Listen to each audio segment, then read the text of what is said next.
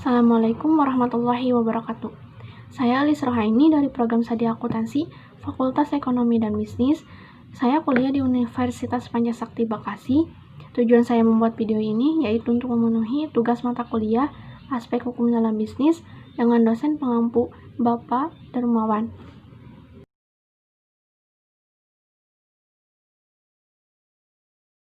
Pada kesempatan kali ini, saya ingin menjelaskan pemahaman saya mengenai aspek hukum dalam bisnis dan seberapa pentingnya aspek hukum dalam bisnis, serta menjelaskan 3 uraian yang ada dalam aspek hukum dalam bisnis. Aspek hukum yaitu terdiri dari aspek yuridis, ekonomis, politis, sosiologis, historis, kultural atau kebiasaan, kepercayaan atau agama, dan aspek filosofis, sehingga hukum bisnis dibentuk juga berdasarkan dari aspek-aspek tersebut. Pentingnya memahami aspek hukum dalam bisnis yaitu untuk menjamin berfungsinya keamanan mekanisme pasar secara efisien dan lancar, melindungi berbagai suatu jenis usaha, khususnya untuk jenis usaha kecil menengah atau UKM, membantu memperbaiki sistem keuangan dan perbankan, memberikan perlindungan terhadap suatu pelaku ekonomi atau pelaku bisnis.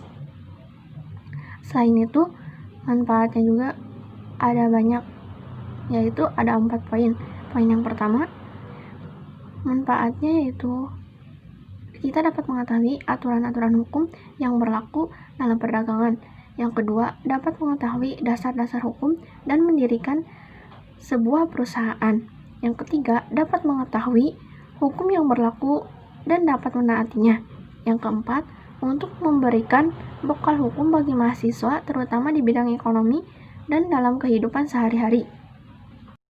Berikutnya, 3 uraian mengenai aspek hukum dalam bisnis, yaitu yang pertama, perlindungan hukum berdasarkan perjanjian.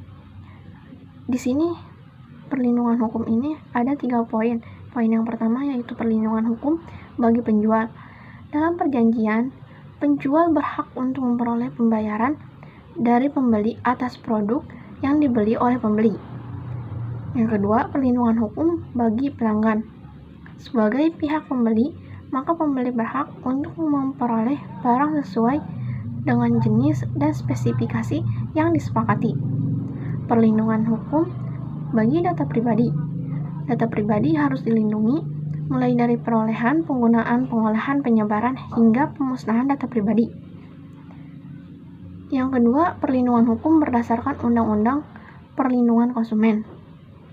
Perlindungan terhadap pembeli sebenarnya telah diatur secara umum dalam Undang-Undang Perlindungan Konsumen, di mana dalam undang-undang tersebut telah mengatur hak dan kewajiban penjual dan pembeli, larangan bagi penjual dan pembeli, serta penyelesaian sengketa apabila terjadi sengketa antara penjual dan pembeli.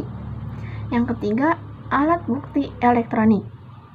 Hal ini secara tegas disebutkan pada pasal 5 ayat 1 Undang-Undang Dasar Nomor 11 Tahun 2008 sebagaimana diubah dengan Undang-Undang Nomor 19 Tahun 2016 tentang Informasi dan Transaksi Elektronik atau UU ITE yang menyatakan bahwa informasi dokumen elektronik atau hasil cetaknya merupakan alat bukti yang sah dan merupakan perluasan dari alat bukti yang sah sesuai dengan hukum acara yang berlaku di Indonesia.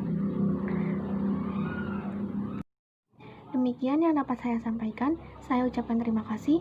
Wassalamualaikum warahmatullahi wabarakatuh.